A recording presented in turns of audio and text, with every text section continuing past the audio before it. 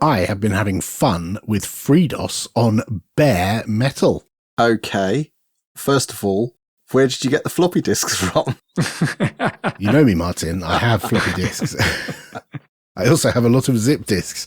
I've been playing with zip drives as well. But I've loved the whole DOS aesthetic for years. You know, having grown up through my formative years with the 8-bit computers and then moved on to a PC and done some coding on MS-DOS-based computers, I've come to appreciate the code page 437 aesthetic, the, you know, double line boxes, single line boxes, the use of ASCII characters in, and the extended ASCII character set inside an 80 by 25 window. It's beautiful. I love it. I absolutely love it. And I recently stumbled on a video about a piece of software that I wanted to use, and it got me down a bit of a rabbit hole, as you do, you know, silly brain that decides to spend many hours doing a thing for a almost pointless, I don't know what you're talking about. Activity. Yes, I'm sure you're familiar. But I mentioned that I did this on bare metal, and I've got some computers, some old computers. You may be aware of 1 or 2 ThinkPads that I have, a couple of which actually do run DOS. They're a bit old school. They're slow.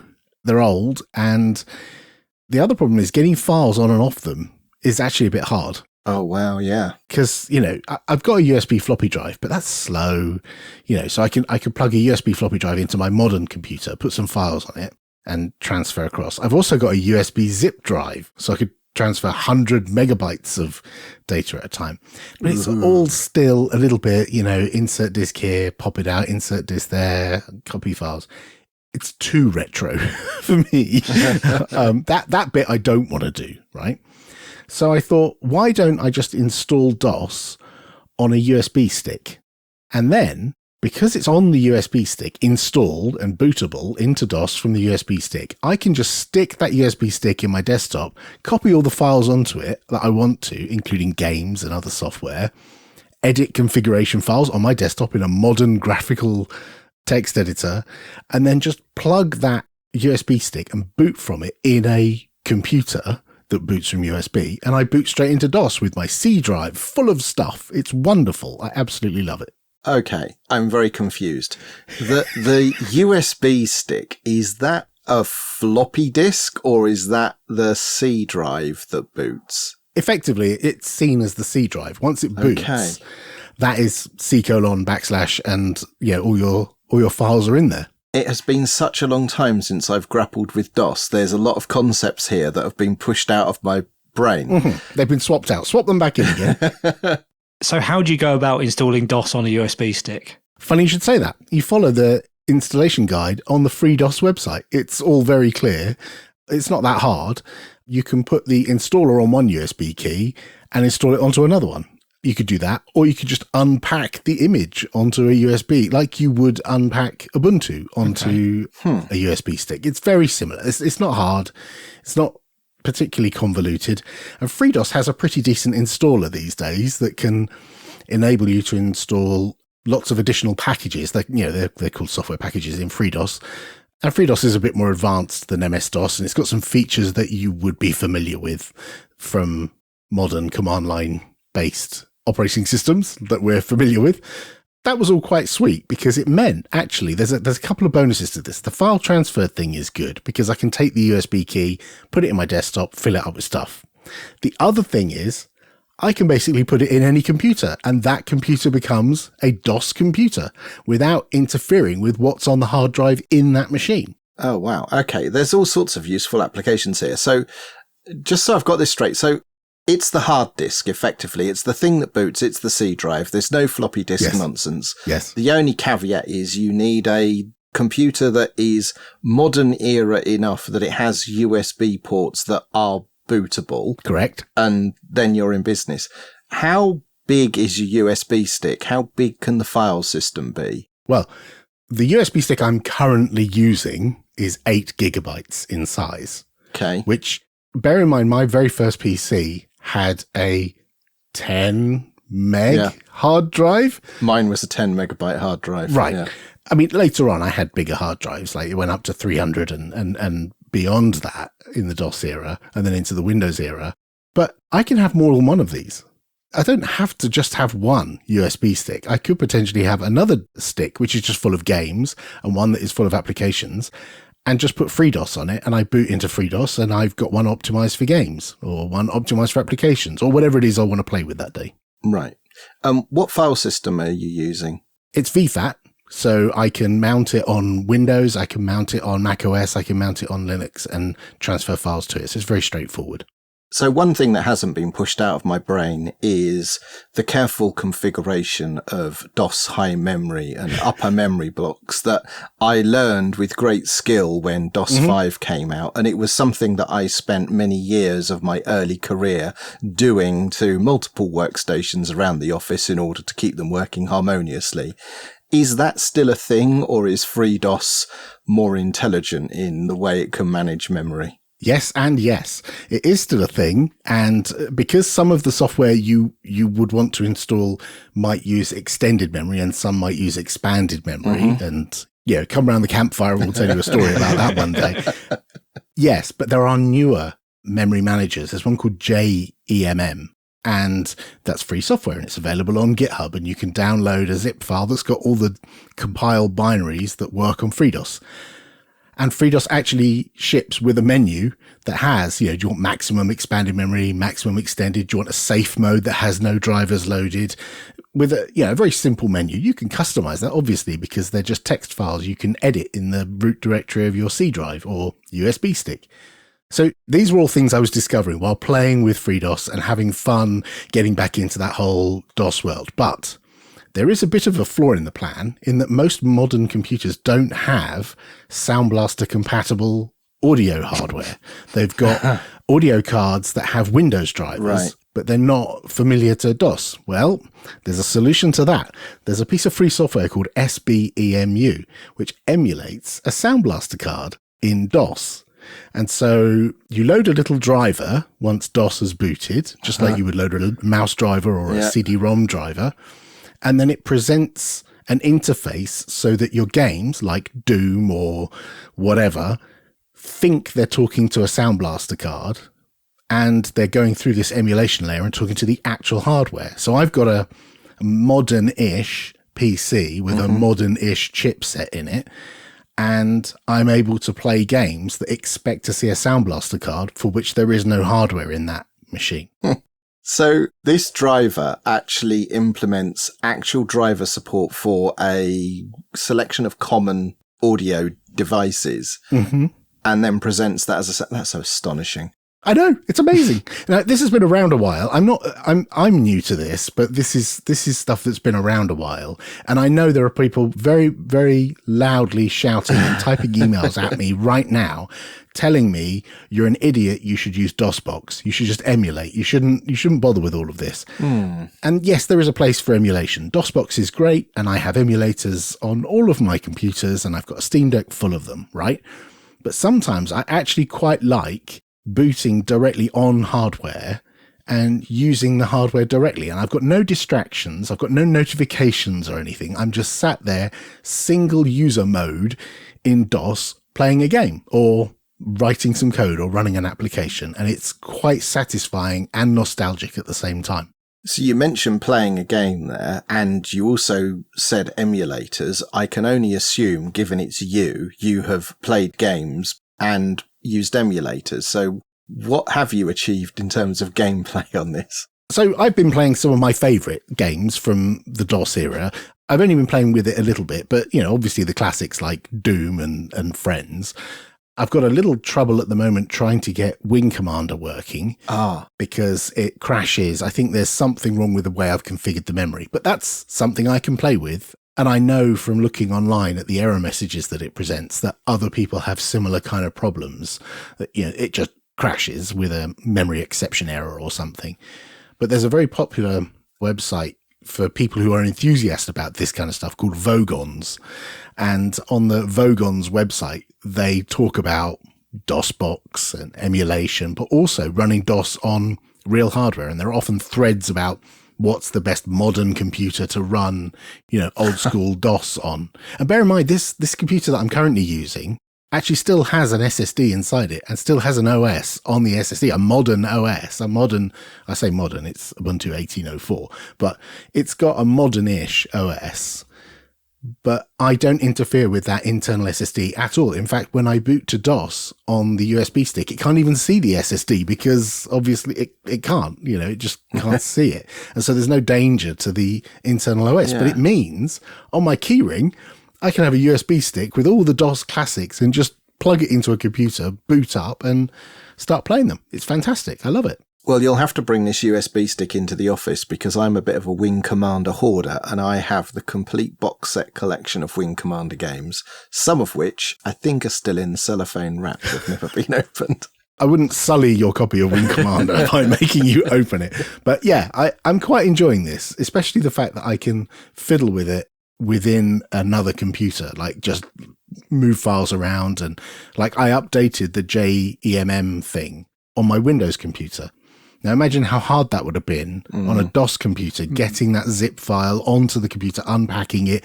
It was just double-clicked it in the file manager and dragged the files onto the USB stick and then plugged it in the computer and booted. And it's great. It's quite a nice experience. It's a really nice solution. I like that a lot. And also, that's a total brain distraction, I fear, for my spare time in the coming days. Yes, it was a nice change of scene. This episode is sponsored by Kolide. When you go through airport security, there's one line where the agent checks your ID and another line where the machine scans your bag. The same thing happens in enterprise security, but instead of passengers and luggage, it's end users and their devices. These days, most companies are pretty good at the first part of the equation, where they check user identity. But user devices can roll right through authentication without getting inspected at all. In fact, a huge percentage of companies allow unmanaged, untrusted devices to access their data. That means an employee can log in from a laptop that has its firewall turned off and hasn't been updated in 6 months. Or worse, that laptop might belong to a bad actor using employee credentials. Kolide finally solves this trust problem. Kolide ensures that no device can log into your Okta-protected apps unless it passes your security checks. Plus, you can use Kolide on devices without MDM, like your Linux fleet, contracted devices, and every BYOD phone and laptop in your company. So support the show and go to kolide.com/Linux Matters to watch a demo and see how it works. That's KOLIDE.com/Linux Matters. I'm getting nervous about my server. What's it planning to do to you? My home server that I run things like Nextcloud on, and I've discussed various things I do with it on the show, is getting a bit long in the tooth. It's an HP ProLiant microserver N36L. Ooh, that is ancient. Which I think was the first generation microserver. Yeah, it was. Did you get the £100 cash back when you bought it? Yes, I remember we all got very excited about these when they were released because they cost something like 250 quid. But if you, within the right sort of 2 to 3 week window a month after you bought it, you could apply for £100 cash back from HP. So they actually worked out very cheap indeed for what they do. And I've basically had mine running ever since. And it's great. It's fine. It still works. But I can't help but thinking maybe I should replace it anyway. Now, my philosophy about hardware is always that, if it ain't broke, don't fix it. Use what you've already got before you buy something new. I'm happy to repair stuff. I repair phones, I repair laptops before I throw them away, at least a couple of times. But when I've got something like this that's running all the time and running various services that I'm somewhat reliant on within my household. And I think, if I was working for a company, that company would probably have some kind of hardware life cycle policy where every 4 years or so they would be refreshing their hardware. And maybe I shouldn't be gambling that this is going to keep running forever. Well, if this podcast was to have a hardware life cycle policy, I've got good news for you, because I could help you upgrade to an HP ProLiant microserver N40L. Okay, I can one-up you here. I have behind me here an HP microserver ProLiant N40L and an N54L. Right. And they're not doing anything. So I may be able to help you, but you're only getting an extra. They only came out like a year or two later. So I'm not sure you're gaining a lot there. Yes, you're getting a few extra megahertz, I think. Right, so you've still got these machines, but you're not using them anymore. So you've replaced them, you've upgraded anyway. Do you have a sort of personal policy about how, when you decide that it's time to upgrade, or is it just when something new and shiny comes out that you can afford? So my N40L is on the top shelf up there, and it comes on periodically, and I sync everything from my main server to it, and it's like that third backup place that's absolutely unrelated. It's not on the network most of the time. I do it like twice a year, so it's kind of like just data backup in case something really bad happens to the other stuff. So it's not the main server at all? Not anymore. It doesn't have enough horsepower to do these servery things, but it's got 4 large disks in it and it can still store gobs of data. Yeah, so I can't remember what triggered me to upgrade it. I think it might have been I saw someone online mention that the newer generation, I think it's called the Gen 8 that I have, which has a different look than the older microservers. The old ones are kind of black, very ThinkPad style, whereas the newer ones, the Gen 8s, are a little bit more modern looking and have a prettier chassis, but they're basically the same nuts and bolts inside with a faster computer, maybe with HPILO as well added. And I can't remember what triggered it, but I upgraded to that. And that's the main one that's currently in the loft that is my Plex server, is my backup, it's my Borg server. We talked about Borg. Yeah, seems like eons ago. That's my Borg server. Yeah. And I don't have a plan to replace that at any time.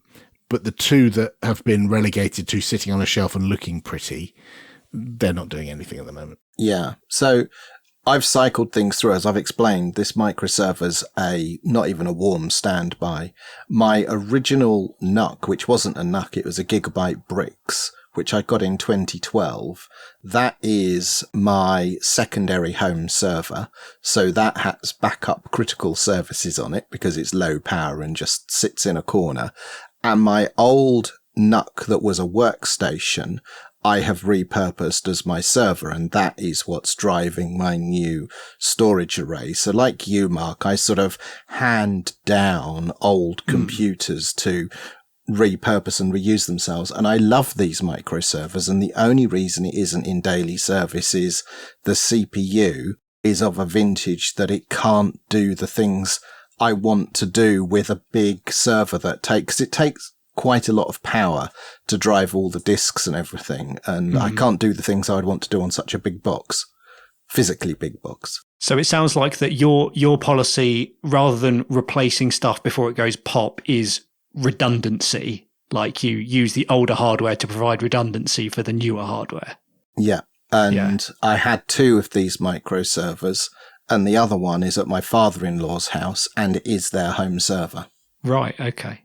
Interesting. So for a while, one of the microservers that I have was Ubuntu.social, the Mastodon instance, and only had one user, me, just because I was testing it out, making sure it all worked okay. And then I migrated to a server in the cloud. So I'm loath to do anything with it. Interestingly, having seen the topic that you put in the show notes, I did power it on just to make sure that it still works. And I plugged it into an external little display, and it still works. It's fine. It's not got a huge amount of space because it's got 4 500 gig disks in it or something, spinning Rust. They're not SSDs or anything like that. Yeah. I could probably do something with it, but I just don't have a need for it. I've got enough computers to do stuff. There's nothing I need it for. And the Gen 8 that's in the loft is way faster than that. Much, much faster, especially with I/O. And so I've just moved everything to that. And so for the systems that you do run as your primary systems, do you do anything to monitor those and keep an eye on when they do start to fail? Yes. I used NetData for that. And what does that collect for you? It's quite nice in that it automatically enumerates everything that's in the system, both software and hardware, and automatically configures all the necessary time series data metrics. Mm-hmm. And once it's collated all of that, you can then just configure the ones you're interested in to fire off notifications if there's something you want a notification about. It is the lowest barrier to entry because I used to do all this server and data center stuff as my day job, and it bores me silly now. So I just want the thing that is the simplest thing possible that just does the minimum that I need to make sure that when someone here wants to watch a film or look up some family photographs, it's there and it's working. So it's interesting. I use something different. I use Telegraph, which I used to work on the Telegraph team, and it's just an agent. It's a single Go binary. They've got a repository, and so you could just apt install it. And it gathers data every however many seconds, 10 seconds on CPU, disk status, smart data, swap, temperature, everything. And it sends all that data to InfluxDB. And in InfluxDB, there's a dashboard, and I can see CPU, memory, graphs, charts. It's all pre-generated, templated stuff. So it's like, it's near zero effort to set up. You just enable a bunch of plugins in Telegraph once it's installed, point it at your Influx, and visit that on a regular basis to have a look. But I generally don't have a look. I don't look at alerts. So I don't really care that much, clearly. But I could configure alerts if I really wanted to and have it sent to Slack or Telegram or send me an SMS or an email if something went wrong. So, Mark, you started this conversation by saying that this server was quite old and should you replace it? I suppose the question really is, does it do what you need it to do? Because I think the only thing I'd be cautious about, given its age, its vintage, is the quality of the hard disks. If the server can do what you actually need, has got enough CPU and RAM. I'd also worry about the power supply, because the power supplies in those do pop and they are unique. Yes. So to the first point, the hard disks are, I think, the third generation of hard disks I've had in there. They're in a RAID array, and I have been a bit more cautious. I've only had two actually fail, one because of a power cut and one just because. I have replaced those completely twice, I think, in the lifetime of the server. The power supply is the big thing I'm worried about, to be honest. I'm really worried about that just going one day and me not being able to do anything about it. So short of tracking one down now and having it handy just in case, I feel like I'm going to maybe look at some of those tools you've mentioned and sometime over the next year, I think, consider whether I might want to have a replacement ready to go. This episode is sponsored by Tailscale. Don't press skip, but do go to tailscale.com/Linux Matters. With Tailscale, you get the benefits of WireGuard without the hassle of manually configuring it. Imagine connecting all your devices and services with just a few clicks, no matter where you are in the world. That's Tailscale, a no-fuss VPN that's as straightforward as a one-button remote. Tailscale is the VPN I use at work. It's the digital glue holding our distributed team and infrastructure together. Effortlessly connect all your devices and services, no matter where you or your team are. That's the kind of power Tailscale gives you. And you can use it at home too. Remember episode 18 when I created an airdrop-alike solution using Local Send? Tailscale transformed Local Send into Anywhere Send. It's so simple yet so powerful, making complex networking as easy as completing a two-piece jigsaw puzzle. And you, dear listener, can try Tailscale for free on up to 100 devices and 3 users. No credit card required, just pure networking bliss. Go to tailscale.com/Linux Matters to get started. Become a networking ninja. Go to tailscale.com/Linux Matters. Linux Matters is part of the Late Night Linux family. If you enjoy the show, please consider supporting us and the rest of the Late Night Linux team using the PayPal or Patreon links at linuxmatters.sh/support. For $5 a month on Patreon, you can enjoy an ad-free feed of our show, or for $10, get access to all the Late Night Linux shows ad-free. You can get in touch with us via email, show@linuxmatters.sh, or chat with other listeners in our Telegram group. All the details are at linuxmatters.sh/contact. NeoFetch is dead. Long live FastFetch. And, as it happens, all the other fetchers. So, NeoFetch is dead, is it? Or is it just dead to you? No, it is actually dead. This came as a bit of a surprise. So the NeoFetch project, if you look on GitHub, hasn't had any commits or updates for 2 years. And there's a backlog of hundreds of issues and hundreds of pull requests that are just moribund. There's no activity on the project. Isn't that just because it doesn't need to do much and it's finished? Well, the hundreds of issues and pull requests would suggest there's still room for improvement. So, there are new distributions to add logos for and all that sort of thing. There are rebrands of existing distributions. No, I think maybe the maintainer has just lost interest. Now, as it happens, this isn't why I went looking for an alternative, but I did go looking and I found a tool called FastFetch, and it is fantastic. So I've switched over from NeoFetch to FastFetch, and FastFetch has a number of interesting attributes. Not least, it's actively maintained. Meow. But the other thing is it strives to actually sort of do everything that NeoFetch did and more. So when you just install it off the bat, it has a sort of a very familiar look to it, like the traditional unthemed NeoFetch. But it's implemented, I think it's C or C++, I don't forget, but it's one of the C's.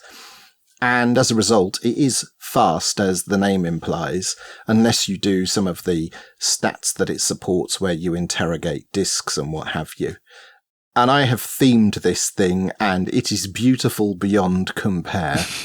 What? Sorry, can I just take a step back? Why does it need to be fast? Like, invariably, NeoFetch, in my experience, is a thing that people run once and then take a screenshot. They might resize the terminal or change the font size and make sure they get the full name of the GPU in and the number of packages installed and get the font size readable, then take a screenshot and post it on Reddit, and that's it. That's all it's used for. It's okay that you're wrong, and I'll explain why. So on my machines, when I log in, I have a minimal version of FastFetch run at login. Okay. To greet me as I log into different systems. So it being fast is quite good because it just is instantly available, whereas NeoFetch used to sort of have to draw and clunk its way through its rendering because it's implemented in Bash. And so because you're drawing it every time you log into a machine, you want it to be fast, so you get to the prompt. And is there a side benefit that your aging brain can remember which machine you've SSH'd into by virtue of the fact that you're punched in the face with a logo and other stuff? Because I've themed FastFetch, and I also used to theme NeoFetch, it greets me with my name and the host I've logged into and the operating system with a big logo. So yes, it just helps with that, declining cognitive awareness. Yes. Yeah, we're all there, yes. The other advantage is because it's fast and because it's themable, you can actually dump a whole lot of really useful information all in one go. So it's very much worth a look. I don't need to describe it anymore. If you're familiar with NeoFetch and ScreenFetch that came before it, and if you search on GitHub, there are dozens of NeoFetch replacements. Trust me, this is the only one that is maintained, works, and is like a superset of what NeoFetch could do. And it looks fabulous. You can use, I'm using fonts with glyphs and what have you in the terminal, so I've got nice pretty graphs and icons and what have you printing out alongside all of my metrics. It looks beautiful. It has never struck me before this moment, why it's called something fetch. And all of these are called NeoFetch, ScreenFetch, FastFetch. They've all got fetch, and you call them fetchers. Yeah. And it's never struck me, why is it called something fetch? And now I guess I know because it fetches information about your computer. Yes, and let me tell you about 3 other fetches that you want to add to your life. Okay, go on then. So, once I found Fast Fetch and saw how gorgeous it was, I wanted more of that in my life. So, the next one is called CPU Fetch. And when you run that, you get a nice ASCII logo of your silicon vendor and a whole bunch of information about the CPU. So CPU Fetch is a lovely addition to, what you can display. If you want to go maximum terminal pretty, this is another tool in the armory to just print out some basic information, but it looks great. It's also useful. And similarly, let me introduce you to RAM Fetch. Which again, another pretty graphic in Technicolor ASCII that tells you all about the RAM configuration in your machine, including, the current status of shared memory and buffers and all the rest of it.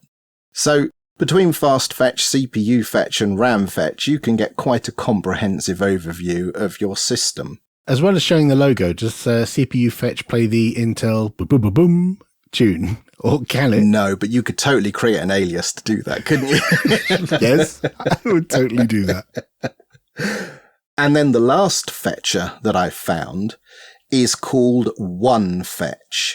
And this one is really quite nice. So if you run OneFetch when you're inside a directory that has a Git project in it, it gives you a summary of that project. And it's pretty remarkable. So it tells you all the usual things that you want to know, like, latest tagged versions of the repositories, how old the project is, branches that are active, all that sort of thing.